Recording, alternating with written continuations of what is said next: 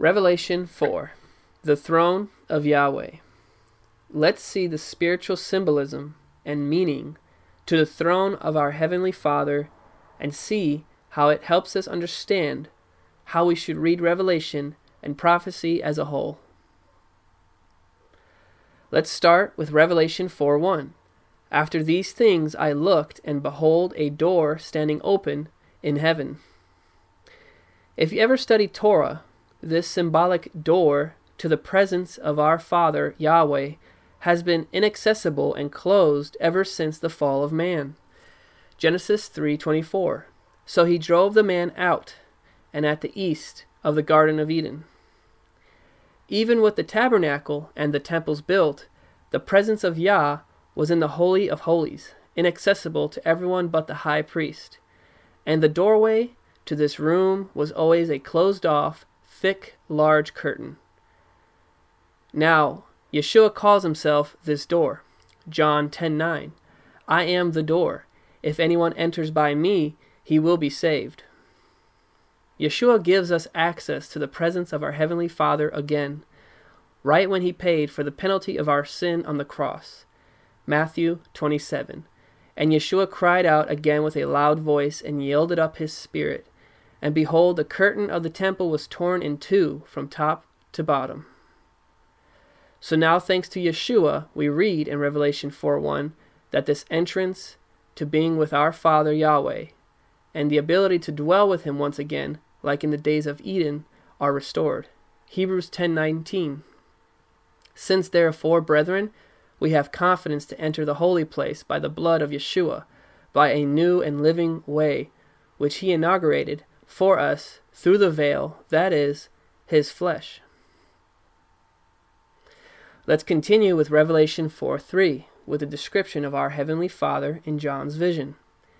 And he who was sitting was like a jasper stone, and a sardius in appearance, and there was a rainbow around the throne, like an emerald in appearance.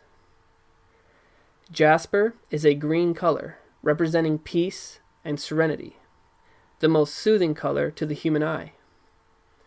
The rainbow is our reminder of Yah's grace and mercy, just like the flood of Noah. With the destruction of the wicked, he preserves his own people. And lastly, sardius is red, not just any red, but blood red, representing the covenant made between Yah and his people. Revelation 4:4. And around the throne were 24 thrones, and upon the thrones I saw 24 elders sitting, clothed in white garments, and golden crowns on their heads. These 24 elders are made up of the 12 tribes of Israel and the 12 disciples of Yeshua. The number 12 in the scriptures stands for a divine government. Thus, it's found in the kingdom of Yah. The 12 tribes of Israel were the vessels used in the Old Testament, and the 12 disciples were the vessels used in the New Testament. Together, they total 24 elders with authority. Revelation 4:5. And there were 7 lamps of fire burning before the throne, which are the 7 spirits of Elohim. What are these 7 spirits of Elohim? We see them listed in Isaiah 11, verse 1 through 5. And the Spirit of the Lord shall rest upon him, the spirit of wisdom, understanding, counsel, might, knowledge, and the fear of the Lord. And we finish the video with Revelation 4, verse 6 through 8. And around the throne 4 living creatures. And the first creature was like a lion, and the second creature was like a calf. And the third creature had a face like that of a man. And the fourth creature was like a flying eagle. And the 4 living creatures, each one of them having 6 wings. These 4 creatures are always at the throne of Yah, just as we see them in the visions of Ezekiel 1 and Isaiah 6. Above it stood the seraphims. Each one had 6 wings. Now the lion represents kingship. The calf or ox represents the sacrifices, blood covenant, and priesthood. The man represents the ruling of the earth, and the flying eagle represents the ruling of the heavens. When Israel encamped the tabernacle in the desert, which is a shadow type of Yah's throne, we see these 4 identical symbols. Dan was encamped in the north with the banner of an eagle.